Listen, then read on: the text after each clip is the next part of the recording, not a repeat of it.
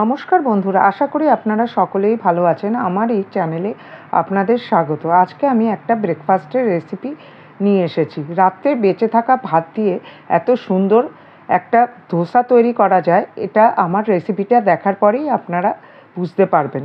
তো চলুন আজকে বানিয়ে ফেলা যাক এই রেসিপিটা। এর জন্য আমি নিয়ে নিলাম 3/4 কাপ সুজি, আর নিয়ে নিলাম 1 কাপ মতো রাতের রেখে দেওয়া ভাত।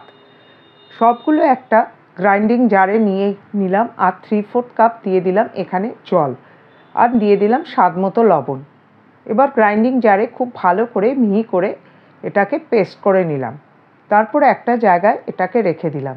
এবার চাটনি তৈরি করার জন্য আমি একটা কড়াইয়ের মধ্যে দেব কিছুটা তেল, কাঁচা লঙ্কা, বাদাম এবং কিছুটা রোস্টেড চানা ডাল বা ছোলার ডাল। আপনারা যদি রোস্টেড চানা ডাল না পান তাহলে এমনি ছোলার ডাল দিলেও এই কাজটা হবে।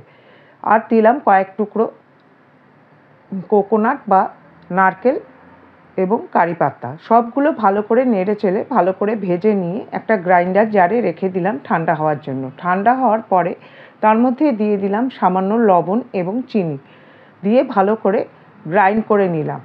জল যদি এখানে কম হয়ে থাকে তাহলে একটু জল দিয়ে গ্রাইন্ড করে নেবেন। এবার এটাতে সম্বার বা তড়কা দেওয়ার জন্য একটা তড়কা প্যানে আমি সামান্য তেল নিয়ে নিলাম। দিয়ে দিলাম এখানে সামান্য একটু সর্ষের দানা, আর দিয়ে দিলাম একটা শুকনো লঙ্কা।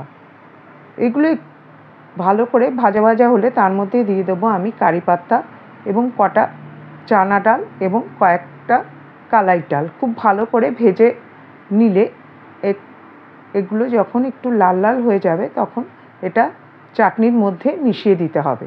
দিয়ে একটু নেড়ে দিলেই তৈরি হয়ে যাবে সুন্দর চাটনি। এবার ধোসার তরকারিটা তৈরি করার জন্য আমি কড়াইয়ের মধ্যে নিয়ে নেব সামান্য তেল। তার মধ্যে দিয়ে দেব 1 চামচ মতো সর্ষের দানা। ওগুলো যখন ফোটা প্রায় শেষ হয়ে আসবে তখন ওর মধ্যে দিয়ে দেব আমি সামান্য কয়েক দানা মেথি। মেথিটা লাল লাল হয়ে গেলে তার মধ্যে দিয়ে দেবো আমি কাঁচা লঙ্কা কুচি এবং কারি পাতা। সবগুলো ভাজা ভাজা হয়ে গেলে তার মধ্যে দিয়ে দেবো কটা কালাই ডাল।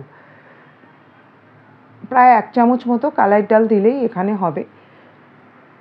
তারপরে এগুলো যখন ভালো সুগন্ধ বেরোবে তার মধ্যে দিয়ে দিতে হবে একটা কেটে রাখা বড় পেঁয়াজ। পেঁয়াজগুলো এর মধ্যে মিশিয়ে ভালো করে নেড়ে চেড়ে নরম করে নিতে হবে। দিয়ে দিতে হবে স্বাদ মতো লবণ এবং সামান্য হলুদ গুঁড়ো। যখন এইগুলো পেঁয়াজগুলো একটু নরম হয়ে আসবে তখন আগেই সিদ্ধ করে রাখা আলুগুলো আমি ভালো করে হাত দিয়ে ম্যাশ করে এর মধ্যে দিয়ে দেব। ভালো করে নেড়ে চেড়ে সবগুলো মশলা একসঙ্গে মিশিয়ে নেব, আর সামান্য দিয়ে দেবো এর মধ্যে জল,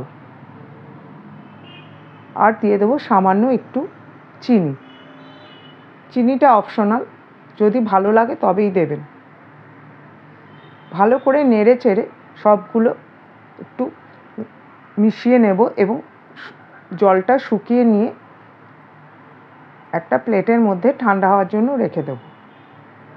তারপরে ধোসা তৈরি করার জন্য একটা প্যান নিয়ে নিলাম আমি। এখানে আমি লোহার প্যান ইউজ করেছি, আপনারা ননস্টিকও ব্যবহার করতে পারেন। এবার ওটার মধ্যে তেল মাখিয়ে খুব ভালো করে গরম করে নিলাম।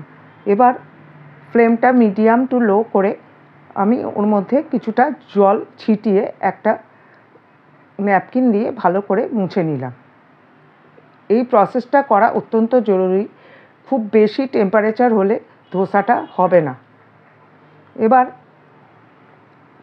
গোলাটা ভালো করে গুলে 1 চামচ মতো নিয়ে আমি প্যানের মধ্যে এইভাবে ছড়িয়ে দিলাম, আর উপর দিয়ে দিয়ে দিলাম সামান্য তেল।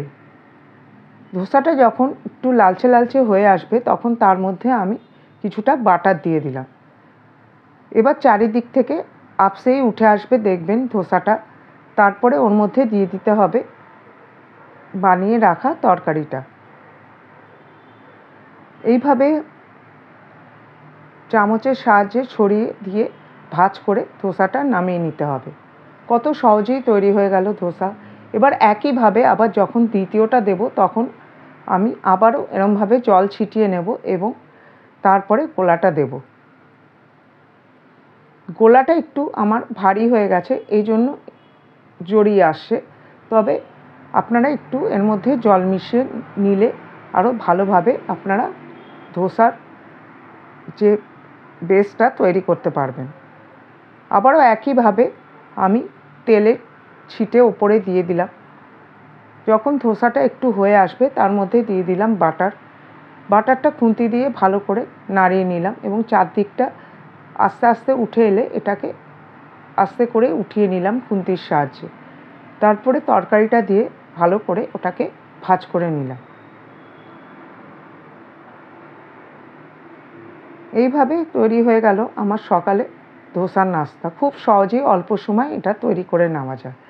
এবার আমি সামান্য জল মিশিয়ে ধোসার গোলার মধ্যে দেখিয়ে দিচ্ছি কত সুন্দর গোলাটা তৈরি হয়েছে। আপনারা ওই ধোসার ঘনত্বটা বুঝে করবেন। এবার চাটনির সঙ্গে সার্ভ করলাম। খেতে অত্যন্ত সুস্বাদু, সহজেই তৈরি করা যায়। রেসিপিটা কেমন লাগলো আমাকে জানাবেন।